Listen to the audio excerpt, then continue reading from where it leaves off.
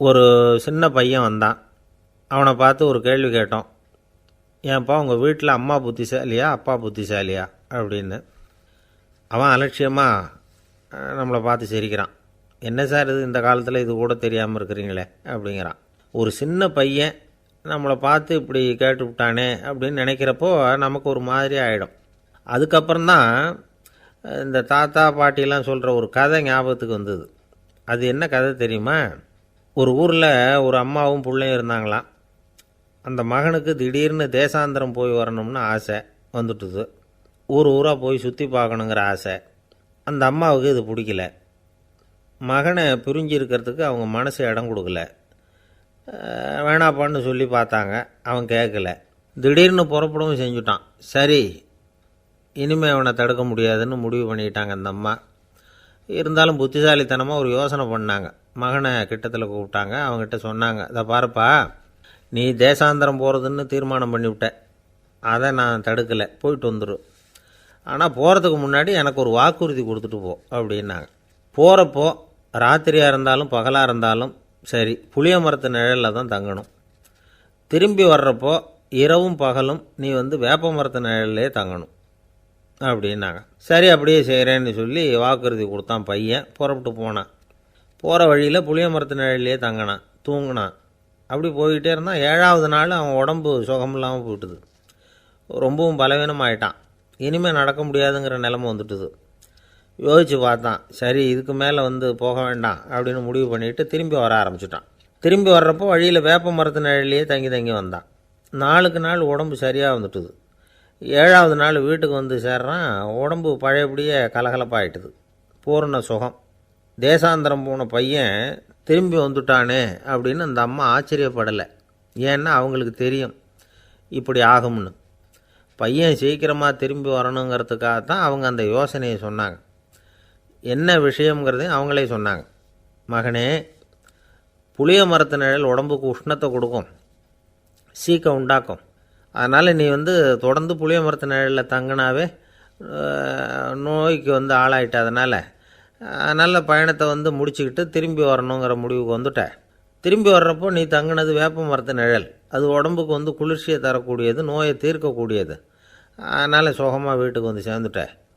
உன்னோட தேசாந்திர பயணத்தை தடுக்கிறதுக்காக தான் இப்படி பண்ணினேன் அப்படின்னாங்களாம் அந்த அம்மா. பார்த்தீங்களா அம்மாவோட புத்திசாலித்தனத்தை? அப்பாவாக இருந்தால் இப்படியா பண்ணுவார்? ஒரு அப்பா பையன்கிட்ட 10 ரூபா கொடுத்து இதை எடுத்துக்கிட்டு அடுத்த ஊருக்கு போய் அங்கே இருக்கிற மாமா கிட்ட இதை கொடுத்துட்டு வாடா, வழியில் எங்கேயாவது மரத்தடியில் படுத்து தூங்கி விடாதே அப்படின்னு எச்சரிக்கை பண்ணி அனுப்புனாராம். பையனுக்கு எச்சரிக்கையாக வாழறது எப்படிங்கிறத கற்றுக் கொடுக்கறதுக்காக இப்படி பண்ணார். அவன் பணத்தை வாங்கிக்கிட்டு போனான். அப்பா சொன்னதை மறந்துட்டு ஒரு மரத்தடியில் படுத்து தூங்கிட்டான். அவனுக்கு தெரியாமல் அவன் பின்னாடியே போன அப்பா அவன் கையில் இருந்த அந்த 10 ரூபாயை நைஸாக எடுத்துகிட்டு வந்துட்டார். அவன் பையில் தானே வச்சுருந்தான், அது தெரியாமல் எடுத்துகிட்டு வந்துட்டார். அவன் தூங்கிக்கிட்டு இருக்கான். எடுத்துகிட்டு ஒரு மறுபடியும் வீட்டுக்கு வந்துட்டார். பையன் மூழ்கிக்கிட்டு பையை தடவி பார்க்குறான், பணத்தை காணும். அழுதுகிட்டே திரும்பி வந்தான். அப்பா கிட்ட விஷயத்த சொன்னான். அப்பா சிரிச்சுக்கிட்டே சொன்னார், அதுக்கு தான்ப்பா ஆரம்பத்திலேயே எச்சரிக்கை பண்ணினேன், இனிமேலாவது நீ ஜாக்கிரதையாக இருக்கணும் அப்படிங்கிறதுக்காக தான் இப்படி பண்ணினேன். அந்த பணம் எங்கேயும் போயிடலை, நான் தான் அதை உனக்கு தெரியாமல் எடுத்து வச்சிருக்கிறேன். இதோ பாரு அப்படின்னு சொல்லிக்கிட்டு சைடு பாக்கெட்டில் கையை விட்டா அது ஓட்டையாக இருக்குது. அதை எவனோ ஏற்கனவே கத்திரிச்சு எடுத்துகிட்டு போட்டான். இப்போ அப்பா முகத்தில் அசடு வழிஞ்சுதான். ஒரு அரசனும் அமைச்சரும் ஒரு நாள் ரொம்ப சாவகாசமாக பேசிக்கிட்டு இருந்தாங்களாம். அரசன் அமைச்சரை பார்த்து ஒரு கேள்வி கேட்டிருக்கார். ஏங்க அமைச்சரே, ஆசை இல்லாத ஒரு மனுஷனால் இருக்க முடியுமா அப்படின்னு. ஏன் முடியாது, துறவி அப்படிங்கிறவங்கெல்லாம் அப்படிப்பட்டவங்க தானே அப்படின்னாராம் அமைச்சர். அவங்கெல்லாம் உண்மையிலேயே ஆசையை விட்டவங்க தானா அப்படின்னு கேட்டாராம் ராஜா. அப்படி தான் இருக்கணும் அப்படின்னாராம் அமைச்சர். அப்படின்னா ஆசையே இல்லாத ஒரு உண்மையான துறவியை நான் பார்க்கணுமேன்னார். அது என்ன பிரமாதம், அதுக்கு நான் ஏற்பாடு பண்ணுறேன் அப்படின்னு விட்டார் இவர். சொல்லிவிட்டு உடனே புறப்பட்டு போனார். அங்கங்கே தேடினார். அப்புறம் தான் அவருக்கு புரிஞ்சுது உண்மை துறவியை கண்டுபிடிக்கிறது எவ்வளவு கஷ்டமான காரியம்னு. இருந்தாலும் ராஜா கிட்ட சொல்லியாச்சே உண்மை துறவியை காட்டுறேன்னு. இப்போ என்ன பண்ணுறது? ராஜா கிட்ட சொன்னபடி நடக்கலைன்னா அவருக்கு கோபம் வந்துடும்.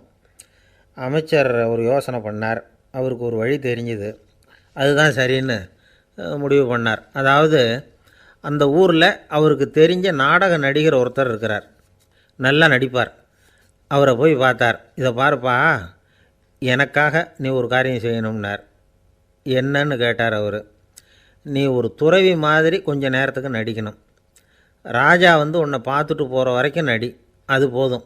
அதுக்காக உனக்கு 10,000 ரூபா தரேன் அப்படின்னார். அவர் எந்த காலத்தில் இவ்வளவு பணத்தை மொத்தமாக பார்த்துருக்கார். அதனால் உடனே சரின்னு ஒத்துக்கிட்டார். அமைச்சர் வந்து அரண்மனைக்கு திரும்பி வந்தார்.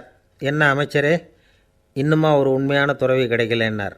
உண்மையான துறவி ஒருத்தரை இப்போ தான் கொஞ்ச நேரத்துக்கு முன்னாடி பார்த்து பேசிவிட்டு வர்றேன். அவர் நம்ம ஊருக்கு வெளியில் குளத்தங்கரையில் உள்ள ஒரு ஆலமரத்துக்கு அடியில் உட்காந்துருக்கிறார் அப்படின்னார் இவர். அப்படின்னா உடனே புறப்படுங்க அப்படின்னார் ராஜா. பரிவாரங்களோடு புறப்பட்டார். அங்கே அந்த மரத்தடியில் அந்த ஆள் வேஷம் போட்டுக்கிட்டு துறவி மாதிரி உட்காந்துருக்கிறான். ராஜா நேராக போனார். அந்த துறவி காலில் பொத்துன்னு விழுந்து வணங்கினார். உடனே ராணி அவர் காலில் விழுந்தாங்க. அடுத்தபடியாக அமைச்சர் விழுந்தார். அவருக்கு தெரியும் இது நம்ம ஆள் தான்னு. இருந்தாலும் என்ன பண்ணுறது, நேரம். அப்புறம் பரிவாரங்கள்லாம் துறவி காலில் விழுந்து ஆசீர்வாதம் வாங்கிட்டாங்க. ராஜா அப்புறமா தங்கத்தட்டில் பொன்னையும் பொருளையும் வச்சு அந்த துறவிக்கிட்ட ரொம்ப பணிவாக நீட்டுறார். தாங்கள் தயவு பண்ணி இதை ஏற்றுக்கணும் அப்படின்னு வேண்டிக்கிட்டார். அந்த துறவி பற்றில்லாமல் அதை பார்த்தார். எல்லாத்தையும் திறந்துவிட்ட எனக்கு இதெல்லாம் எதுக்காக அப்படின்னு சொல்லி அதை மறுத்துட்டாராம். ஆஹா, உண்மையான துறவியை பார்த்துட்டோம் அப்படிங்கிற ஆனந்தம் அரசருக்கு. ரொம்ப நிம்மதியாக திருப்தியாக திரும்பி வந்தார் அரண்மனைக்கு. அதுக்கப்புறம் அமைச்சர் யாருக்கும் தெரியாமல் அந்த துறவிகிட்ட ஓடினார்.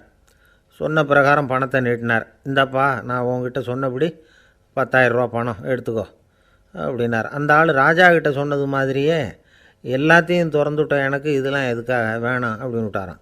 நடித்த வரைக்கும் போதும்ப்பா, இனிமேல் இந்த நாடக வசனம்லாம் வேணாம், வேஷத்தை கலைச்சிரு, பணத்தை வாங்கிக்கோன்னார்.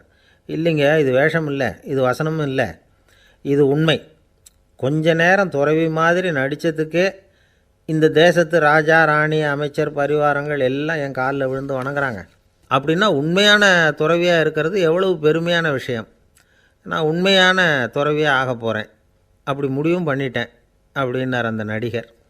வேஷம் கூட எப்படிப்பட்ட விளைவுகளை உண்டு பண்ணுது பார்த்தீங்களா. நம்மால் ஒருத்தன் ரொம்ப வசதியாக தான் இருந்தான். ஒரு நாள் அவன் சொத்து பூரா திருட்டு போட்டுது. அதுக்கப்புறம் இவன் துறவி மாதிரி ஆகிட்டான். ஊர் ஊராக சுற்றினான். ஒரு குருநாதரை தேடி கண்டுபிடிச்சான். அவர்கிட்ட சீடனாக சேர்ந்துக்கிட்டான். அவனை பார்த்து ஒருத்தர் கேட்டார், நீ உண்மையான சீடன் தானான்னு. இல்லைங்க, சீடன் மாதிரி நடிச்சுக்கிட்டு இருக்கிறேன் அப்படின்னா. அது குரு துரோகம் இல்லையா அப்படின்னு கேட்டார் அவர். இல்லைங்க, நான் பண்ணது குரு துரோகம் இல்லை, என் குரு பண்ணது தான் துரோகம். என்னுடைய பணத்தை கொள்ளையடித்தது இவர் தான்.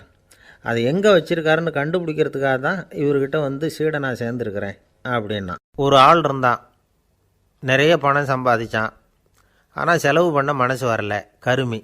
அவன் என்ன பண்ணான், சேர்த்த பணம் பூராவையும் ஒரு மரத்தடியில் புதைச்சி வச்சுருந்தான்.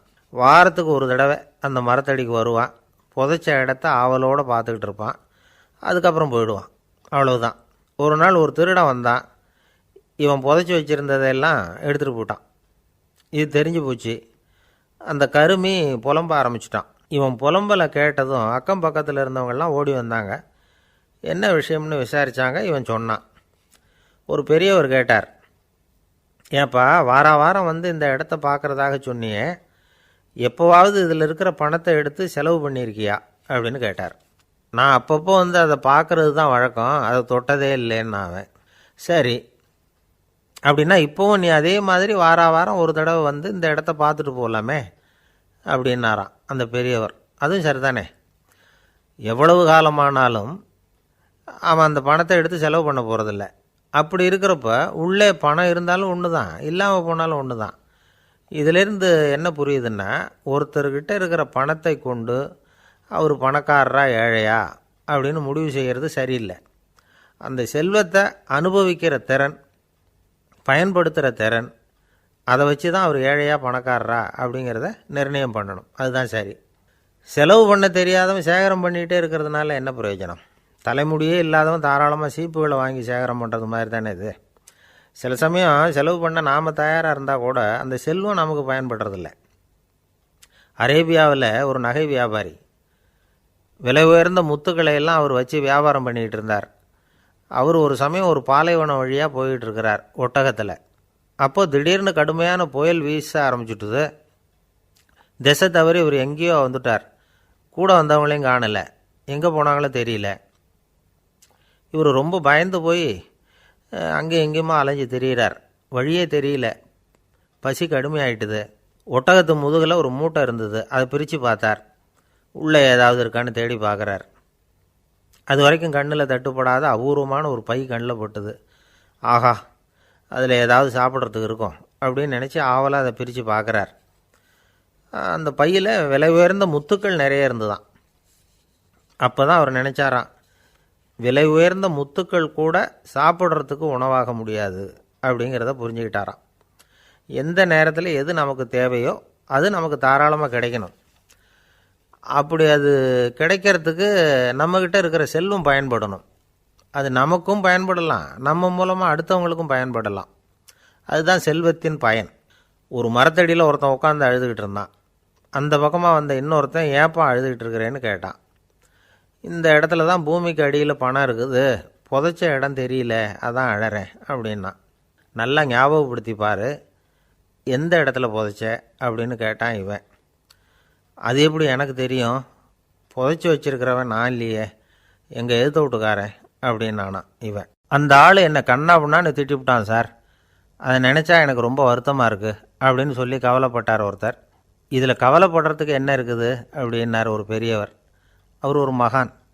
என்ன சார் இப்படி சொல்கிறீங்க, ஒருத்தர் நம்ம பார்த்து திட்டுனா வருத்தமாக இருக்காதா அப்படின்னார். அது எப்படி வருத்தமாக இருக்கும், திட்டுறதுங்கிறது என்ன, அது வெறும் சத்தம் தானே அப்படின்னார் அந்த பெரியவர்.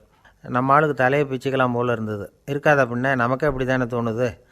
அந்த பெரியவர் சொல்கிறது ரொம்ப பெரிய விஷயம்.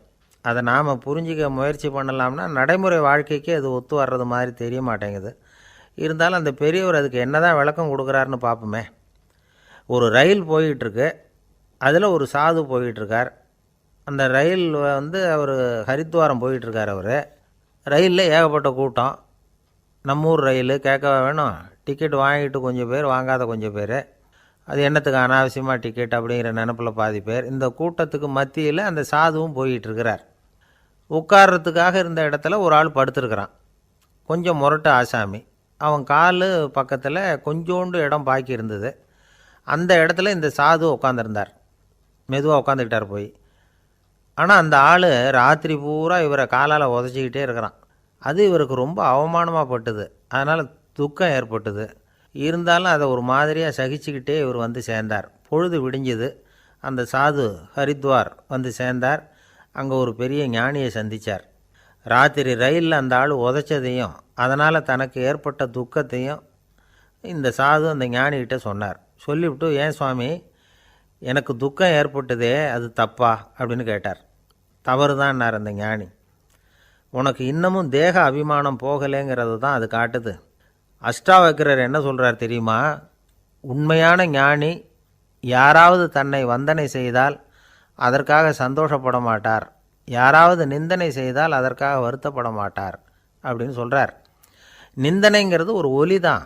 தேகாபிமானம் இருக்கிற வரைக்கும் இந்த ஒலி நம்மளை வேதனைப்படுத்தும். நான் தேகம் இல்லை, ஆத்மா அப்படிங்கிற நினைவு இருந்தால் இந்த ஒலி நம்மளை பாதிக்காது. மனு என்ன சொல்கிறார் தெரியுமா, ஒரு சாதகன் பாராட்டுதலை விஷம்னு நினச்சி பயப்படணும், அவமானத்தை அமிர்தம்னு நினச்சி சந்தோஷப்படணுங்கிறார். அவமானப்பட்டால் கவலைப்படாமல் எப்படி இருக்க முடியும் அப்படின்னு தான் நமக்கு தோணும். அதனால தான் நம்மளில் யாரும் இதுக்கு உதாரணமாக யாரையும் காட்ட முடியல. புத்தரையும் கபீரையும் உதாரணமாக காட்டுறாங்க. அவங்களுக்கெல்லாம் அவமானம் ஏற்பட்டப்போ கவலையே படலையாம். புத்தரை அவமானப்படுத்தணுங்கிறதுக்காக கௌசாம்பி ராணி ஒரு இளம் பெண்ணை கொலை பண்ணி சடலத்தை புத்தர் குடிசைக்கு முன்னாடி போட சொன்னார். போட்டாங்க. புத்தர் தான் அந்த பொண்ணை கெடுத்து கொலை பண்ணிவிட்டார்னு எல்லாரும் நினச்சாங்க. ஆனால் புத்தர் இதை பற்றி கவலையே படலை. அப்புறமா உண்மை தெரிஞ்சதும் புத்தர் புகழ் இன்னும் அதிகமாயிட்டுது. ஒரு பெரிய சபையில் ஒரு மோசமான பொண்ணு நுழைஞ்சி தனக்கும் கபீருக்கும் சம்பந்தம் உண்டுன்னு சொன்னான். கபீர் கவலைப்படலை. அவங்க மாதிரியெல்லாம் நாமளும் இருக்க கற்றுக்கணும். நிந்தனை, அபகீர்த்தி, அவமானம் எல்லாம் ஆண்டவன் கொடுக்குற பிரசாதம்னு நினைக்கணும் அப்படின்னு சொல்கிறார் அந்த ஞானி. இதை கேட்ட இந்த காலத்து ஆசாமி ஒருத்தர், நான் கூட அப்படி தான் சார், யாராவது அவமானப்படுத்தினா கவலைப்பட மாட்டேன். நேற்று கூட ஒருத்தர் என்ன பலார்னு அரைஞ்சுட்டார், நான் கொஞ்சம் கூட கவலைப்படலை, பேசாமல் வந்துட்டேன்னார். ஏன் அப்படி வந்துட்டீங்க அப்படின்னு. அவர் அரைஞ்சதுலேயும் ஒரு அர்த்தம் இருந்தது, அதனால தான் அப்படி வந்துட்டேன்னார். ஏன் அரைஞ்சாருன்னு கேட்டேன். 10 வருஷத்துக்கு முன்னாடி 15 ரூபா அவர்கிட்ட கடன் வாங்கினேன். அதை கேட்டு கேட்டு பார்த்துட்டு கடைசியாக தான் அரைஞ்சார் அப்படின்னார். ஆண்டவனுடைய பிரசாதம் இவருக்கு அடிக்கடி கிடைக்கும் போல இருக்கு. ஒரு பல்கலைக்கழகம், அங்கே ஒரு இலக்கிய பேராசிரியர், அவர் பாடம் நடத்திக்கிட்டு இருந்தார். ராபர்ட் ப்ரௌனிங் எழுதிய கவிதைகளை பற்றி சொல்லிகிட்டு இருக்கிறார். மாணவர்களும் ரொம்ப அக்கறையாக அதை கேட்டுக்கிட்டு இருக்கிறாங்க. ஒரு குறிப்பிட்ட கவிதையை பற்றி சொல்லும் பொழுது அந்த பேராசிரியருக்கே ஒரு சந்தேகம். அதாவது அந்த கவிதையின் சரியான அர்த்தம் என்னங்கிறதுல சந்தேகம். பேராசிரியர் யோசனை பண்ணார். அந்த கவிதையை முழுசாக புரிஞ்சிக்க முடியல. அதனால் மாணவர்களை பார்த்து சொன்னார், மாணவர்களே, ஒரு நாள் பொறுத்துக்குங்க. இந்த கவிதையை எழுதின கவிஞர் எங்கள் வீட்டுக்கு பக்கத்தில் தான் இருக்கிறார். இன்றைக்கி சாயந்தரம் நான் அவரை நேரிலேயே போய் பார்க்குறேன்.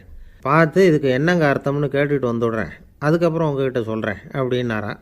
அன்றைக்கி சாயந்தரமே அந்த பேராசிரியர் கவிஞரை தேடிக்கிட்டு போயிட்டார். கவிஞர் அவங்க வீட்டில் அவர் பாட்டு உட்காந்துருந்தாராம். இவர் போய் அவர் முன்னாடி உட்காந்தார். அப்புறம் கேட்டார், ஐயா, அந்த கவிதையின் முழு பொருள் என்னன்னு தெரிஞ்சுட்டு போகிறதுக்காக வந்திருக்கிறேன் அப்படின்னாராம். எந்த கவிதை அப்படின்னாராம் அவர். இவர் அந்த கவிதையை சொல்லியிருக்கார். கவிஞர் கொஞ்சம் யோசனை பண்ணிவிட்டு அப்புறம் சொன்னாராம், பேராசிரியரே, நீங்கள் கொஞ்சம் தாமதமாக வந்துட்டீங்கன்னாராம். இவருக்கு ஒன்றும் புரியல. நீங்கள் என்ன சொல்கிறீங்க? நான் தாமதமாக வந்துட்டேன்னா? நீங்கள் தான் உயிரோடு இருக்கிறீங்களே, அப்படி இருக்கும்பொழுது நான் தாமதமாக வந்துட்டேன்னா அது எப்படி அப்படின்னு இவர் குழம்பி இருக்கிறார். இப்போ கவிஞர் சொன்னாராம், ஐயா, நான் உயிரோடு இருக்கிறேன்னா இல்லையாங்கிறது முக்கியம் இல்லை. நான் அந்த கவிதை வரிகளை எழுதினப்போ 2 பேருக்கு அதோட அர்த்தம் தெரிஞ்சிருந்தது. இப்போ ஒரே ஒருத்தருக்கு தான் அதோட அர்த்தம் தெரியும் அப்படின்னாராம். பேராசிரியர் யோசனை பண்ணியிருக்கார். அப்படின்னா அந்த ஒருத்தர் கவிஞர் ராபர்ட் ப்ரௌனிங்கை தவிர வேறு யாராக இருக்க முடியும்? இவர் தான் அப்படிங்கிறத அவர் மனசில் நினச்சிக்கிட்டார். அதனால் சொன்னார், ஐயா, நான் தாமதமாக வரல, அந்த கவிதையின் பொருள் என்ன அது சொல்லுங்கன்னார். பேராசிரியரே, நான் சொல்கிறது உங்களுக்கு புரியலைன்னு நினைக்கிறேன். நான் இந்த வரிகள் எழுதினப்போ 2 பேருக்கு அதோட அர்த்தம் தெரிஞ்சிருந்தது. அந்த 2 பேர் யாருன்னா, ஒருத்தர் ராபர்ட் ப்ரௌனிங், அதாவது நான், இன்னொருத்தர் கடவுள். இப்போ அது கடவுளுக்கு மட்டும்தான் தெரியும். நானே இதை பற்றி பல தடவை யோசனை பண்ணி பார்த்தேன். இது ரொம்ப அழகானது, ஆனாலும் ரொம்ப வழுக்கலானது. அதை பிடிச்சிட்டோம்னு நினச்சிக்கிட்டு இருக்கும் பொழுதே காற்று மாதிரி அது உங்ககிட்ட இருந்து ஓடி போயிடுது. எனக்கு ரொம்பவும் வருத்தமாக தான் இருக்குது. நிச்சயமாக நான் தான் இந்த வரிகளை எழுதியிருக்கிறேன். அதில் அர்த்தம் இருக்குங்கிறது எனக்கு தெரியும். அதை நான் உணர்றேன். ஆனால் நீங்கள் என்னை மன்னிக்கணும். எனக்கே கூட அதை என்னால் விளக்க முடியல. அப்படி இருக்கும் பொழுது உங்களுக்கு எப்படி அதை நான் விளக்க முடியும் அப்படின்னாரா அந்த கவிஞர். அனுபவிக்கப்படக்கூடிய எல்லாமே விளக்கப்படக்கூடிய ஒன்றல்ல, விளக்கப்படும் எல்லாமே அனுபவிக்கப்படக்கூடிய ஒன்றல்ல அப்படிங்கிறது ஞானிகளுடைய கருத்து. அதுக்காக தான் அந்த சம்பவம். வாழ்க்கையில் நீங்கள் தொடர்ந்து ஆய்வு செய்து கொண்டே இருக்கக்கூடிய விளக்கங்களை ஒருபோதும் அடைய முடியாத பரிமாணங்கள் இருக்கிறதுனால தான் அது அலுப்பு தட்டாமல் இருக்குது. உங்களால் நிறைய அனுபவிக்க முடியும். இருந்தாலும் நீங்கள் அனுபவித்து அறிந்த விஷயங்கள் கூட வார்த்தைகளால் விளக்கப்பட முடிவதில்லை அப்படிங்கிறது பெரியோர் சிந்தனை. இதெல்லாம் ஒரு பக்கம் இருக்கட்டும். நமக்கு தெரிஞ்ச பேராசிரியர் ஒருத்தர் 1 மணி நேரம் ரொம்ப விவரமாக வகுப்பு எடுத்தார். கடைசியாக சொன்னார், மாணவர்களே, ரொம்பவும் எளிமையாக விளக்கமாக எல்லா விவரமும் சொல்லியிருக்கிறேன். அதனால் இதில் உங்களுக்கு சந்தேகம் வர்றதுக்கு வாய்ப்பே இல்லை. இருந்தாலும் கேட்க வேண்டிய கடமை கேட்குறேன். இது வரைக்கும் நடத்தினதில் யாருக்காவது ஏதாவது சந்தேகம் உண்டா அப்படின்னு கேட்டாராம். எனக்கு ஒரே ஒரு சந்தேகம்தான் சார் அப்படின்னு எழுந்திரிச்சு நிற்கிறான் ஒருத்தன். என்னன்னு கேட்டாராம். இது வரைக்கும் நீங்கள் என்ன பாடம் சார் நடத்துனீங்க அப்படின்னானா அவன். அம்மாக்காரங்களுக்கு அடிக்கடி ஏற்படுற கவலை ஒன்று உண்டு. அதாவது குழந்தை சரியாக சாப்பிட மாட்டேங்குதே அப்படிங்கிற கவலை. இவங்கெல்லாம் ஒரு விஷயத்தை நல்லா புரிஞ்சுக்கணும். குழந்தைகள்ங்கிறவங்க பெரியவங்க மாதிரி இல்லை. அவங்க கடிகாரத்தில் மணியை பார்த்துட்டு சாப்பிட்றதுக்கு உட்கார்ற ரகம் கிடையாது. பசிச்சா சாப்பிடுவாங்க, இல்லைன்னா விளையாடுவாங்க அல்லது தூங்குவாங்க. அது புரியாமல் அவங்கள கட்டாயப்படுத்தி அல்லது மிரட்டி சாப்பிட வைக்கிறது ரொம்ப தப்பு. ஒரு 8 மாத குழந்தைக்கு 3 மணி நேரத்துக்கு ஒரு தடவை பசிக்கும். அந்த நேரம் பார்த்து சாப்பாடு கொடுத்தா அடம் பண்ணாமல் அது பாட்டுக்கு சாப்பிட்ரும். அதே குழந்தைக்கு 1 வயசு ஆகிறப்போ 4 மணி நேரத்துக்கு ஒரு தடவை பசிக்கும். இந்த வயசில் இயற்கையாகவே பசி குறைஞ்சிருக்கும். அது புரியாமல் என் குழந்தை முன்னாடி மாதிரி இப்போ சரியாக சாப்பிட மாட்டேங்கிறான் அப்படின்னு சில பேர் டாக்டர்கிட்ட போய் சொல்லிக்கிட்டு இருப்பாங்க. இன்னொரு விஷயம், ஒரு குழந்தைக்கு வயசு அதிகமாகிற வேகத்துக்கு உடம்பு எடையும் அதிகமாகிக்கிட்டே போகாது. உடம்பு எடை அதிகமாகிற வேகம் குறைஞ்சிக்கிட்டே வரும். 6 மாத குழந்தைக்கு ஒரு வாரத்தில் 150 கிராம் எடை கூடும். ஒரு வயசில் வாரத்துக்கு 71 கிராம் எடை கூடும். இது புரியாமல் அதிகமாக சாப்பாட்டை கொடுத்து குழந்தைய கஷ்டப்படுத்தக்கூடாது. ஏன்னா அளவுக்கு மீறின உணவு அஜீரணத்தை உண்டு பண்ணிவிடும். குழந்தைக்கு ஒரு தட்டில் கொஞ்சமாக ஆகாரத்தை வச்சு கொண்டுகிட்டு போய் கொடுக்கணும். மலை மாதிரி குவிச்சு வச்சா அதை பார்த்ததுமே பசி அடங்கி போயிடும். அடித்து மிரட்டி பயமுறுத்தி குழந்தைய சாப்பிட வைக்கிற பழக்கம் இருக்குது பாருங்கள், அதுக்கு ஃபுட் ஃபோர்ஸிங் அப்படின்னு பேர். இப்படி பண்ணுனா குழந்தைக்கு சாப்பாட்டில் விருப்பம் குறைஞ்சிரும், அதை கண்டாவே வெறுக்க ஆரம்பிச்சிடும். அது மாதிரி உளம் சார்ந்த பசி குறைவு, சைக்கோஜெனிக் அனோரெக்சியா, அது ஏற்படுமா. சாப்பாடுங்கிறதே ஒரு தண்டனை மாதிரி தோணும். குழந்தைகளுக்கு பிடிச்ச மாதிரியான ஆகாரத்தை கொடுக்கணும். சத்து அதிகம் இருக்குங்கிறதுக்காக அதுக்கு பிடிக்காத ஆகாரத்தை கொடுத்து கட்டாயப்படுத்தக்கூடாது. குழந்தைகளுக்கு 2 வயசு ஆகிறப்போ இயற்கையாகவே எதிர்மறை குணம் உண்டாகும். அதாவது அந்த எதிர்மறையாக பேசுகிறது. இது மாதிரி சமயங்களில் நாம் என்ன சொல்கிறோமோ அதுக்கு நேர்மாறாக நடந்துக்கும். ஏட்டிக்கு போட்டி. சாப்பிட சொன்னால் விளையாட போவோம், விளையாட சொன்னால் சாப்பாடு கேட்கும். இதை புரிஞ்சுக்கிட்டு நடந்துக்கணும். குழந்தை சொன்ன பேச்சை கேட்கலேன்னு கோவப்படக்கூடாது. குழந்தை வளர வளர பிடிவாத குணம் வர்றது சகஜம். கேட்டதை வாங்கி கொடுத்தா தான் சாப்பிடுவேன் அப்படின்னு பிடிவாதம் பண்ணும். வாங்கி கொடுத்துடுறது தான் உத்தமம். நீங்களும் அதுக்கிட்ட பிடிவாதம் பண்ணிகிட்டு இருக்கக்கூடாது. ஏன்னா கேட்டது கிடைக்கலையேங்கிற ஏமாற்றம் கூட குழந்தையோட பசியை குறைச்சிரும். கேட்டது கிடைச்சிட்டா பசி அதிகமாகும். கொடுத்ததை மலமலன்னு சாப்பிட்றோம். குழந்தைகளுக்கு கண்ட கண்ட நேரத்தில் சாப்பிட்றதுக்கு எதையாவது வாங்கி கொடுத்துக்கிட்டு இருந்தால் சாப்பாட்டு நேரத்தில் சாப்பிடாமல் அடம் பண்ண ஆரம்பிச்சிடும். பள்ளிக்கூடம் போகிற பிள்ளைங்க காலை உணவை சரியாக சாப்பிட மாட்டாங்க. அச்சம், அவசரம், பரபரப்பு இதெல்லாம் தான் காரணம். பள்ளிக்கு புறப்படுறதுக்கு ஒரு 3/4 மணி நேரத்துக்கு முன்னாடியே சாப்பாடு போட்டுருங்க, அது சரியாக போடும். படிக்கிற குழந்தைகள் உடல் சோர்வு, மனச்சோர்வு இது காரணமாக கூட சாப்பிட மறுக்கிறது உண்டு. இப்போ உதாரணமாக சாயந்தரம் விளையாடி விட்டு வீட்டுக்கு வந்ததும் சாப்பிட சொன்னால் வேணாம்பாங்க. இது உடல் சோர்வு. ரொம்ப நேரம் வீட்டு பாடங்களை செஞ்சு முடித்த கையோடு சாப்பிட சொன்னாலும் அவங்களால சரியாக சாப்பிட முடியாது. இது உளச்சோர்வு, அதாவது மனச்சோர்வு. இதை தவிர குழந்தைகளுக்கு உடல் நலக்குறைவு ஏற்பட்டால் கூட சாப்பிட மறுக்கிறது உண்டு. சில மருந்து மாத்திரைகள் கூட பசியை குறைச்சிரும். அதனால் சரியாக தெரிஞ்சுக்கிட்டு குழந்தைகளை சாப்பிட வைக்கணும். அது புரியாமல் கையில் சாப்பாட்டு தட்டை வச்சுக்கிட்டு குழந்தைகளை விரட்டிக்கிட்டு அலையக்கூடாது. ஒரு சின்ன பையன் சொன்னான், எங்கள் அம்மா சாப்பாடு போடுறது தெரிஞ்சால் நான் உடனே வீட்டை விட்டு வெளியில் ஓடி போடுவேன் அப்படின்னா. ஏன் அப்படி பண்ணுறேன்னு கேட்டோம். எங்கள் அப்பா கூட அது மாதிரி தான் சார் பண்ணுவார் அப்படிங்கிறான். பந்திக்கு முந்தர ஆசாமிகள் நம்மளில் பல பேர் உண்டு. அப்படி முந்தறதுக்கு கூட முயற்சி பண்ணுறவங்க நிறைய பேர் இருக்கிறாங்க. இதில் என்ன ஒரு விஷயம்னா, பந்திக்கு முந்துறது கூட தப்பு இல்லை. ஆனால் அப்படி ஒரு விருந்தில் ஆளாக போய் உட்காந்து சாப்பிட்டா கூட வெளியில் வர்றப்ப என்ன பெரிய விருந்து வச்சுட்டான், சாம்பாரில் உப்பு இல்லை, ரசத்தில் காரம் இல்லை அப்படின்னு குறை சொல்லிகிட்டே வர்றது இருக்குது பாருங்கள். அது சரியில்லை, நாகரிகமும் இல்லை. கல்யாண பத்திரிகையில் என்ன போட்டிருக்குது, என் பொண்ணுக்கும் இன்னார் பையனுக்கும் கல்யாணம், எல்லாரும் குடும்பத்தோடு வந்திருந்து மணமக்களை ஆசீர்வதிக்கணும், இப்படி தானே போட்டிருக்கோம். குடும்பத்தோடு விருந்து சாப்பிட்டு சாப்பாடு எப்படி இருக்குன்னு அபிப்பிராயம் சொல்லிவிட்டு போங்க அப்படின்னா போட்டிருக்கு கல்யாண பத்திரிகையில். ஒருத்தர் வீட்டு விசேஷத்துக்கு போயிருக்கோம்னா எவ்வளவோ அசௌகரியங்கள் நமக்கு ஏற்படலாம். ஏராளமான கூட்டம் வந்திருக்கும். எல்லாரையும் அவங்க தனித்தனியாக கவனிச்சிக்கிட்டு இருக்க முடியாது. நாம் தான் அனுசரித்து நடந்துக்கணும். நாமளாக போய் வாழ்த்த வேண்டியவங்களை வாழ்த்தி விட்டு சேரணும். அதை விட்டுட்டு பத்திரிக்கை கொடுத்தானேன்னு போனேன், கவனிப்பே சரியில்லை அப்படின்னு புலம்பிக்கிட்டு இருக்கக்கூடாது. ஒரு விருந்துக்கு போனால் அங்கே எப்படி நடந்துக்கணும் அப்படிங்கிறத பற்றி கூட அனுபவசாலிகள் சில விவரங்கள்லாம் சொல்லியிருக்கிறாங்க. இந்த காலத்தில் கல்யாணம், பிறந்த நாள், அது இதுன்னு நிறைய விருந்துகள் நடக்குது. அதெல்லாம் எதுக்காக? மனித உறவுகளை வளர்த்துக்கிறதுக்காக தான், வேறு எதுக்கு? ஒரு விருந்துக்கு போனால் அமைதியாக பொறுமையாக போய் உட்காரணும். அடித்து பிடிச்சிக்கிட்டு இடத்த பிடிக்க போகிறேன் அப்படின்னு நிற்கக்கூடாது. முதல் பந்தி நடந்துக்கிட்டு இருந்தால் அது முடிஞ்சு இலை எடுத்து சுத்தம் பண்ணதுக்கு அப்புறம் போய் உட்கார்றது தான் நாகரீகம். இலை எடுக்கிறதுக்கு முன்னாடியே அங்கே போய் உட்காந்தா நல்லா இருக்காது. நீங்கள் சாப்பிட்டுட்டு உட்காந்துருக்கீங்களா, சாப்பிட்றதுக்கு உட்காந்துருக்கீங்களா, பார்க்குறவங்களுக்கு சந்தேகம் வந்துடும். அதே மாதிரி இலையில் எல்லா ஐட்டமும் பரிமாறினதுக்கு அப்புறம் சாப்பிட ஆரம்பிக்கணும். ஒவ்வொரு ஐட்டமாக வைக்க வைக்க நாம் பாட்டுக்கு எடுத்து உள்ளே தள்ளிகிட்டே இருந்தோம்னா எதை வச்சோம் எதை வைக்கலன்னு பரிமாறினவரே குழம்பி போயிடுவார். ஏன்னா எப்போ பார்த்தாலும் இலை காலியாகவே இருக்கும். சாப்பிட்றப்போ உங்கள் சாப்பாட்டையே நீங்கள் கவனிக்கணும். அடுத்தவங்க இலையில் என்ன இருக்குது, பக்கத்தில் இருக்கிறவர் எதை அதிகமாக சாப்பிட்றார், இதெல்லாம் நமக்கு என்னத்துக்கு? எல்லாரும் சாப்பிட்டு முடிக்கிற வரைக்கும் பொறுமையாக இருக்கிறது தான் நல்லது. நீங்கள் மட்டும் திடீர்னு பாதியில் எழுந்திரிச்சு பக்கத்தில் இருக்கிறவங்களுக்கு சங்கடமாக இருக்குமேங்கிறதெல்லாம் யோசிக்காமல் நீங்கள் பாட்டு எழுந்திரிச்சு போகக்கூடாது. பக்கத்தில் உள்ளவங்க உங்களை எழுந்திரிக்க சொன்னால் எழுந்திரிச்சு போகலாம். விருந்துகளில் சாப்பாட்டை வீணாக்கிறதே ஒரு நாகரிகமாக போட்டுது இந்த காலத்தில்.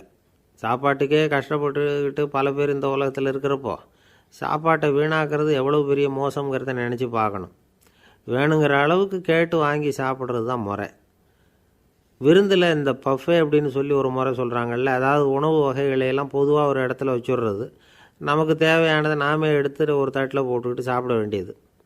இதில் கூட சில பேர் தேவைக்கு அதிகமாக எடுத்து போட்டுக்கிட்டு வீணாக்குறாங்க. சில சமயம் கடைசியாக சாப்பிட போகிறவங்களுக்கு எல்லா ஐட்டமும் கிடைக்காம போகலாம். அதை போய் பெருசு பண்ணிகிட்டு இருக்கக்கூடாது. என்ன சார் இந்த அளவுக்கு கூடவா நாகரிகம் தெரியாமல் இருக்கிறோம், இதை போய் பெருசாக சொல்ல வந்துட்டீங்களே அப்படின்னு நினைக்கலாம். ஒருத்தர் 2 பேருக்கு இந்த விவரம் தேவைப்படலாம். அவங்க காதலையும் இது விழட்டுமேங்கிறதுக்காக தான் இது. ஒரு பெரிய கல்யாண விருந்து நடந்துக்கிட்டு இருந்தது. விருந்து மண்டபத்து வாசலில் ஒருத்தர் நின்றுக்கிட்டு வர்றவங்களையெல்லாம் ரொம்ப மரியாதையாக வணங்கி உள்ளே அனுப்பி வச்சுக்கிட்டு இருந்தார். எப்படி தெரியுமா? வர்றவங்க கையெல்லாம் பிடிச்சி முத்தம் கொடுத்து அதுக்கப்புறம் உள்ளே அனுப்பி வச்சுக்கிட்டு இருந்தாராம்.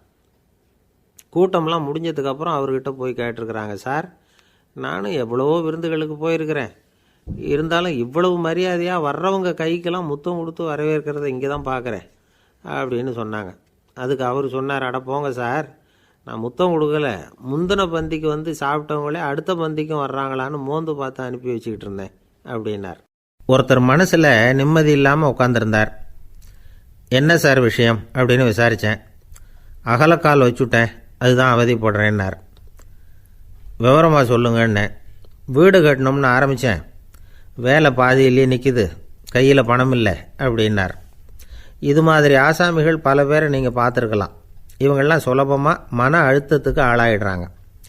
மன உளைச்சல், அதாவது ஸ்ட்ரெஸ் அப்படின்னு சொல்கிறோமே, அதுக்கு அடிப்படையான சில காரணங்கள் உண்டு. அதாவது மிகையாக திட்டமிடுதல் அப்படிங்கிறதும் ஒரு முக்கியமான காரணம்.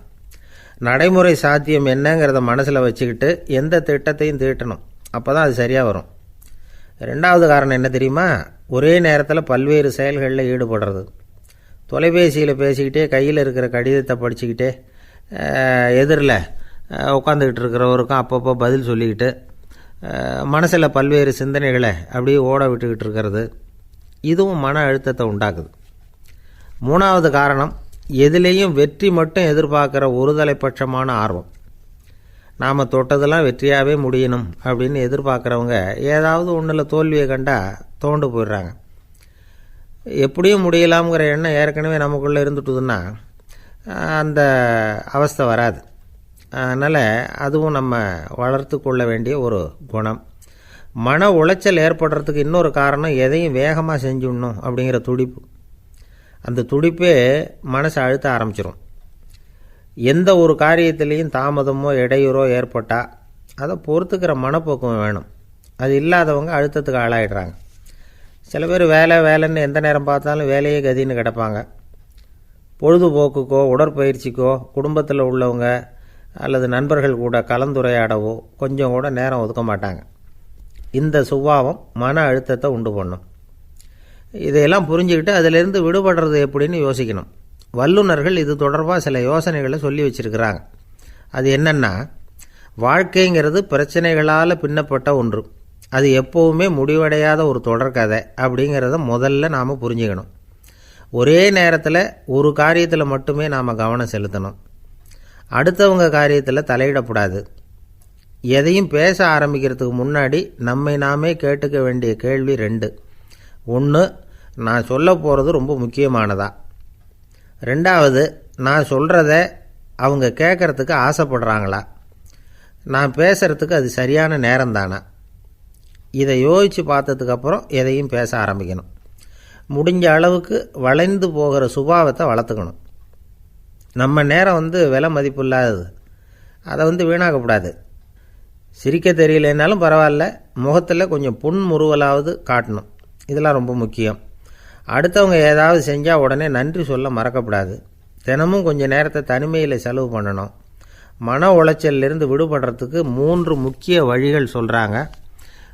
அதை சுருக்கமாக ரெட் அப்படின்னு சொல்கிறாங்க, RED ஆங்கில எழுத்தில். அந்த முதல் எழுத்து R, அது என்னென்னா ரிலாக்ஸேஷன், அதாவது இடை ஓய்வு. 2வது E எக்ஸர்சைஸ், உடற்பயிற்சி. 3வது டயட், திட்டமிட்ட உணவு முறை. அதனால் தியானம், மூச்சு பயிற்சி இதெல்லாம் இந்த இடை ஓய்வுக்கு வழிகள். எந்த வேலையையும் தொடர்ந்து செய்யக்கூடாது. எல்லார்கிட்டையும் கலகலப்பாக பழகணும். மாதத்துக்கு ஒரு நாளாவது குடும்பத்தோடு வெளியில் போயிட்டு வரணும். சுலபமான உடற்பயிற்சிகளை செய்யலாம். உடற்பயிற்சிங்கிறது நமக்காக நாம் செய்கிற ஒரு நீண்டகால முதலீடு அப்படின்னு சொல்லுவாங்க. அதாவது லாங் டேர்ம் இன்வெஸ்ட்மெண்ட்டாக. அளவோடு சாப்பிட்ணும், மெதுவாக சாப்பிட்ணும். இதெல்லாம் கொஞ்சம் மனசில் வச்சுக்கிட்டு நடந்துக்கிட்டால் மகிழ்ச்சியாக வாழலாம். சில பேர் சாப்பாட்டு விஷயத்தில் ரொம்ப அக்கறை எடுத்துக்கிறது உண்டு.